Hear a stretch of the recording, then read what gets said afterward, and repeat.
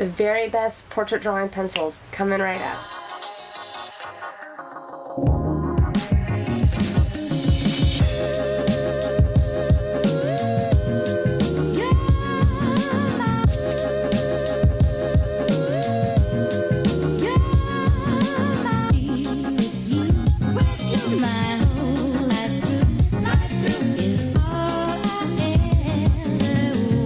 Hi friends, welcome back to my studio. It is Caleigh Bird and I am so glad to have you as always. So today I am going to tell you about the pencils I use for creating my pencil portraits. I've been doing these for around about 2 years or so now, so I've kind of honed it down. I am always all about getting rid of extraneous things that you don't need, and so I've narrowed it down to kind of a core little group of supplies here that I would like to share with you today. So if you're interested in hearing what I use to make my portraits, please stick around. And if you learn a little something, by all means, hitting the thumbs up and that subscribe button really goes a long way for helping me grow my channel, and I appreciate it very much.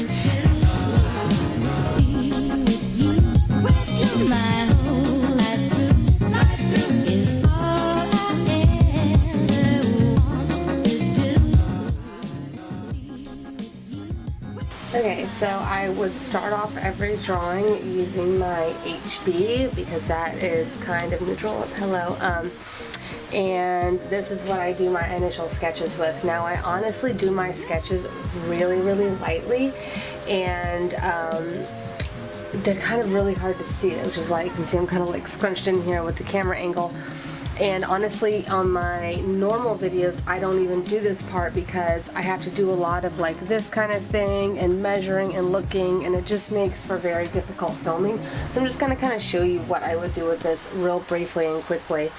So for the HB, you know, I'll kind of start off, I'd decide like where, oh, and I was going to say normally I have my subject set up on my screen about the size that I actually want to draw it. It makes it very good for kind of taking over measurements and making sure everything's lined up correctly without having to do like, you know, the grid or the whole ordeal. So I kind of pick a point usually sort of towards the top of the face and kind of say like, okay, that's where I want that to be. And I'm doing this a bit darker than I normally would. Normally these lines would be so light, but since the paper is gray, like it's kind of hard to see. So I'm just going to do this and then I'll kind of erase it when I actually start drawing it.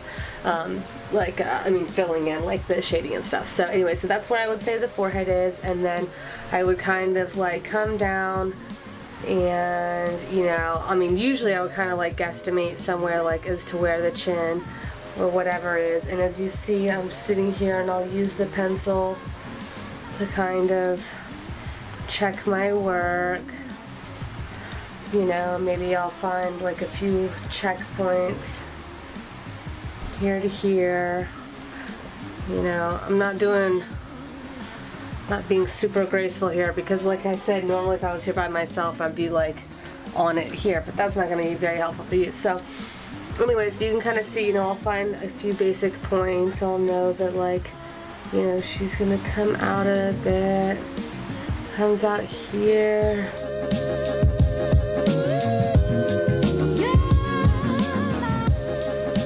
I'm not going to sit here and make you watch me do this whole thing, but you kind of get the point. This is what I would use my HB for. I mean, I also do use it for some rendering, which is basically what shading is rendering.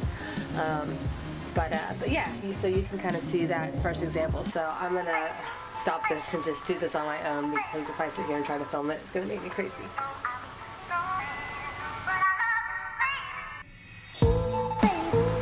Okay, so for this area you can see I've already started the hair, and she has pretty much black brown, you know, really dark hair, so it's going to be a pretty dark tone throughout with a little bit of highlights. For this I will be using, this is my 4B wooded pencil, and then I have my 2B and my 4B woodless pencils, and then of course I always have my highlighter Conte and my favorite erasers at the ready. So that's pretty much what I'm using for this. I would start out, I know you can kind of see her in the background, I know it's not very much in focus, but she does have some definition here. So what I've started to do is I've literally just roughed in a few of those first locks, and I'm just kind of doing just some kind of squiggles in there pretty much, because it's, you know, this is kind of how I think that these are actually wraps rather than actual dreads. But you know, I try not to get too insanely detailed with the hair. I like to do hair kind of loosely, just because I feel like although super detailed hair can be gorgeous on some drawings, I feel like I like to have a little bit of a looser approach, because if you have too much detail in the hair, it can draw your attention to that, and if that's what you're trying to achieve, then that's great, and by all means do every strand in super detailed as you see some of these other artists doing. But for me, I want most of the detail, or most of the attention, to be in the face. Since I'm specifically drawing specific people's portraits, I want your eye to really go to the face. So that's why I always make the eye, the face, you know, especially the eyes, nose, mouth, like that, just like very much in that central. That's always my most detailed area. That way your attention is naturally drawn there, and everything else is just kind of in addition to, as it is sort of in real life, I feel like. I mean, if you look at it, if you're standing next to someone, it's not like you're counting every hair on their head. No, you're looking at their facial features and seeing what's going on with them, and seeing if they're smiling or not, or laughing or whatever, you know what I mean? So as you can see, I'm kind of adding some highlights in while I'm going with these two. And then I'll use my little 2B here to kind of shade that in a little bit. Hello. Oh, hello, hello. Got my podcast chiming in there for you. So, you know what? Actually, I'm going to pop in my HB here to kind of do some of these little flyaways that I feel like kind of authenticate any hair, because all hair has these, all of it, no matter what, dreads, straight, curly, whatever. And so you don't want to just do a super even layer on everything, because then it starts to look kind of just like a fake layer of fuzz. Oh, don't really like that. But you know, doing a little curl here and there to kind of soften those edges. That's what you gotta do. And as you can see, I'm just kind of making like light, loose, sort of spastastic lines.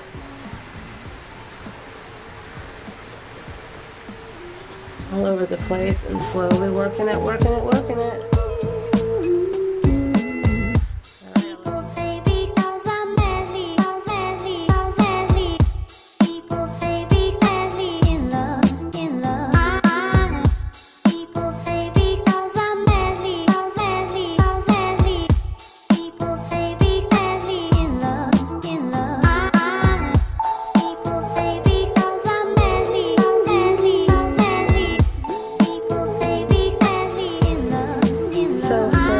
Starting to add some more detail in her eyelashes and face and things, I am bringing out obviously my more fine-tipped ones, and as always, of course, I got my highlight. And normally I kind of go in with the Conte first and dash in my highlights. It's funny because when I oil paint, I feel like I tend to go for the darkest areas first for whatever section I'm using, but when I'm drawing, I usually like to throw in my highlight first. And especially if there's kind of a bright one right on the nose, and for some reason I really feel like that makes the nose pop, so I kind of like to really let whatever nose highlight comes in really do it. But if you see, I'm going really light with this. Now this Conte can be erased with my kneaded eraser, but not if it's put on a really thick application. Contes are a bit more like waxy, would be a good way to describe it, rather than regular pencils. This is my 4B, by the way, which actually I think might be a bit dark for that. I switch off a lot. Like I'll try one for like a second and be like, no, don't think so. This is my 2B now, just getting a little bit of shadow around there. And you know what? I'm always fixing and correcting, talking about the Pursuit of Perfection video I did recently. I think her nose is just a little bit more sort of button. There we go. Anytime I notice a problem, I always fix it, even if it's a big pain or it's going to cost me time. I just do. And I notice that the more I am determined to just fix everything, the more, or the less I should say, that I wind up needing to. Just because it gives you practice and you wind up just becoming better all around. So as you can see, I used my pointers for that, but then I'll use my 2B to kind of shade in the bottom of her nose a little bit. Let's see, not all the way, but just a little bit down here. Around the nose, touch up in this area, very light, very light. You can see that was kind of a darker area right around there. Get those eyelashes popping a bit better.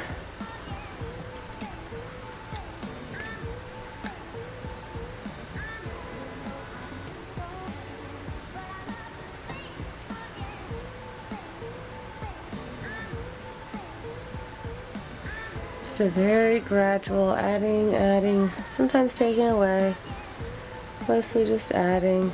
Let's see, I'm actually going to do a little bit more highlight on that nose, but very lightly because I still want that main highlight to stay. And take care of some of that. So for me, you know, it's a lot of back and forth, mostly forth, a little back. Okay, coming down here for a little bit more. Gotta get in there. A little bit more detail work. And as you can see, I don't tend to keep mine super duper sharp. Some people like a bit sharper lines. But I like mine to be a little bit softer than super duper sharp. Not to say I don't sharpen my pencils, but I don't keep them super sharp. As they get dull, I kind of let them stay dull for a bit. So anyways, go ahead and do a little speed thing for you so you don't have to listen to me pontificate for the next 30 minutes.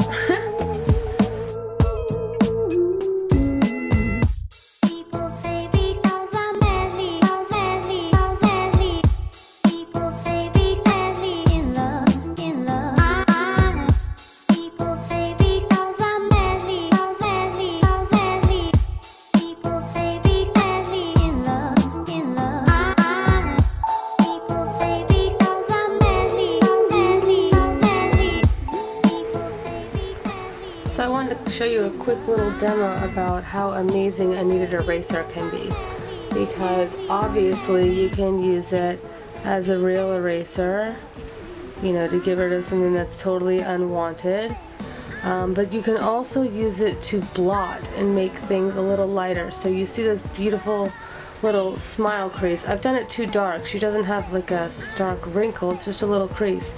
So look, if I just blot, it literally just lightens it a little bit, and then I can kind of shape it along the edge just a little bit. And actually I'm going to go back in there.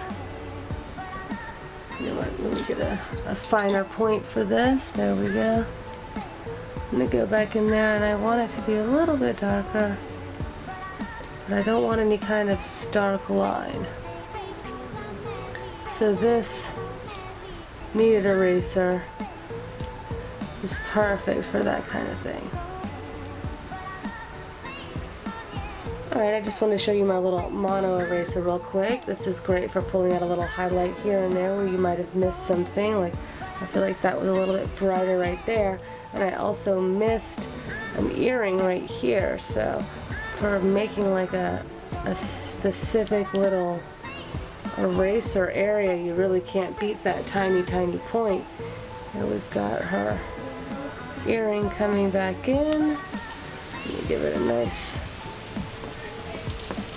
bright silver shine. There we go. Now we're putting a little bit more highlight on her ear right here and here. But yeah, that mono eraser for getting into a teeny tiny detail if I needed to correct there or fixing, you know, whatever eyelash nose, this mono eraser is amazing.